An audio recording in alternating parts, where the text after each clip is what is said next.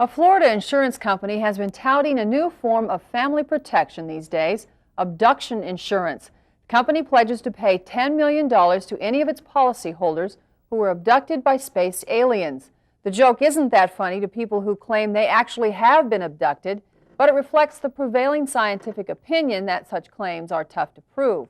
Tonight, in the continuation of our series on UFOs, George Knapp looks at some of the reasons abduction claims aren't taken seriously and at a local murder case that had UFO overtones.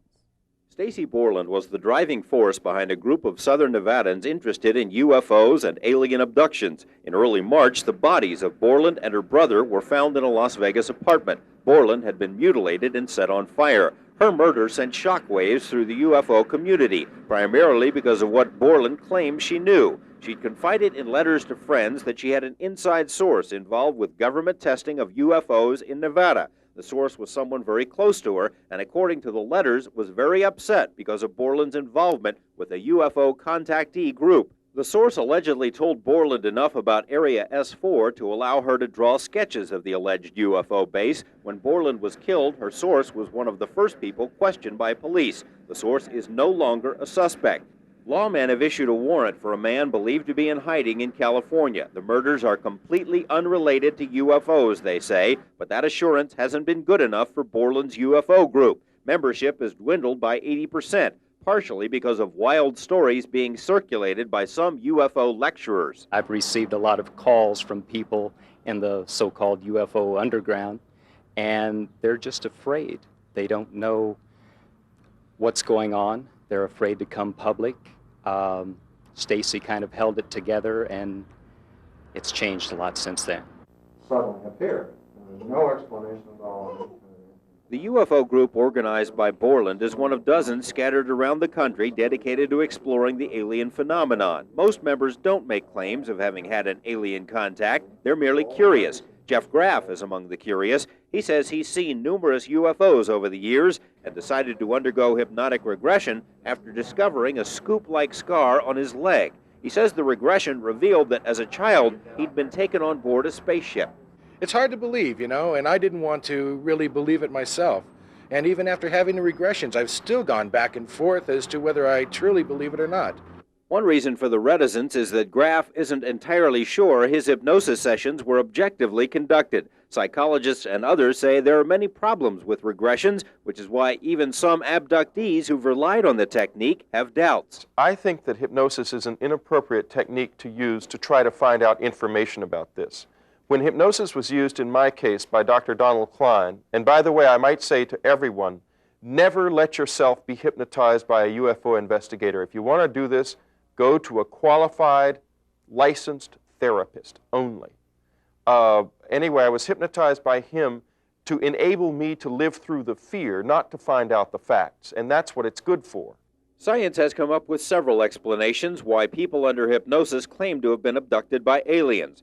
Bad dreams, wild imaginations, reactions to high stress, media brainwashing, epilepsy, and something called confabulation, in which the brain just makes up what it can't recall.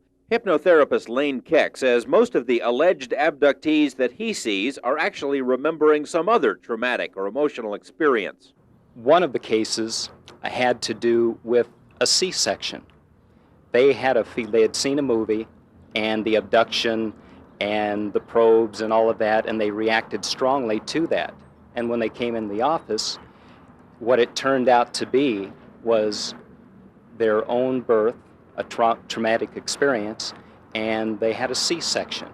And they were lifted up and out, and these memories really do stay with us. One of the main problems with hypnotic regressions is the hypnotherapist. Bud Hopkins says audiences and readers have filled his head with horror stories about hypnotists who were biased, untrained, or who were gouging their subjects for thousands of dollars. Often, the therapist is the source of the abduction fantasy. A person under hypnosis will easily pick up what your own beliefs are and what you expect them to say. And they will lead you, consciously or unconsciously, they lead the witness to say certain things. And I have a lot of trouble with that. I think it is unethical, and I think it's not going to get us to the truth.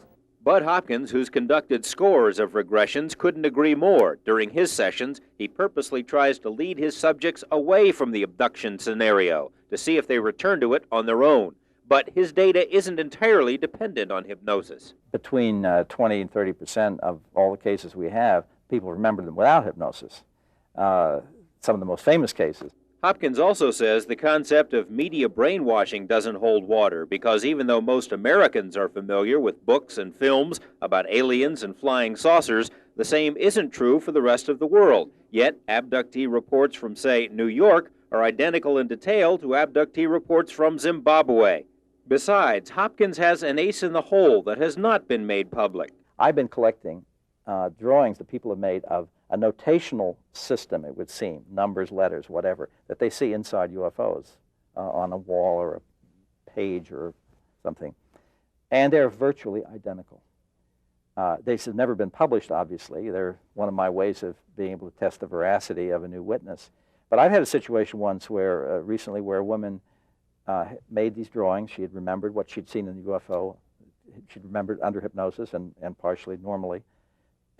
Made the drawings, and I was so stunned, I showed her a couple of other people's drawings, too, at that point to show it was exactly the same. And she took one look at the other drawings and burst into tears because she was not ready for this to be so real.